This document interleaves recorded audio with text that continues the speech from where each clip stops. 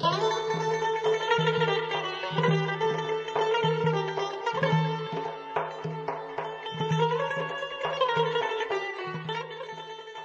kimi isti, su kimi təzə olan apardı sellər Saranın xalq mahnısı hər oxunanda adama elə gəlir ki, lap elə indi arpa çayı aşıb, daşıb Saranı özü ilə aparır. Sanki çayın səsi bir yalvarış və haraydır. Sarayın, haray. Arpa çayı qırağında kəndlərin birində Saray adlı sarı telli, alagözlü bir qız doğulur. Uşaq ikən anası vəfat edir. Eldə Xançoban adlı bir oğlan sarayın ürəyini aparır.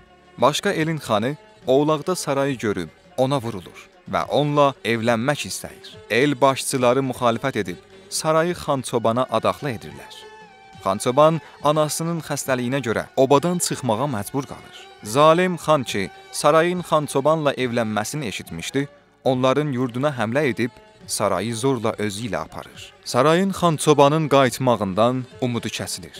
Azərbaycanın abırlı və iffətli gəlini öz sevgilisinə vəfalı qalmaq üçün özünü arpa çayına atır. Gözəl saray yeni bitmiş çiçək kimi arpa çayının dalğaları üstə gözdən itir. Üçdübinli Nəbati bu sonsuz sevginin hekayəsini belə nəzmə çəkir. Arpa çayı aşdı daşdı, sel saranı aldı.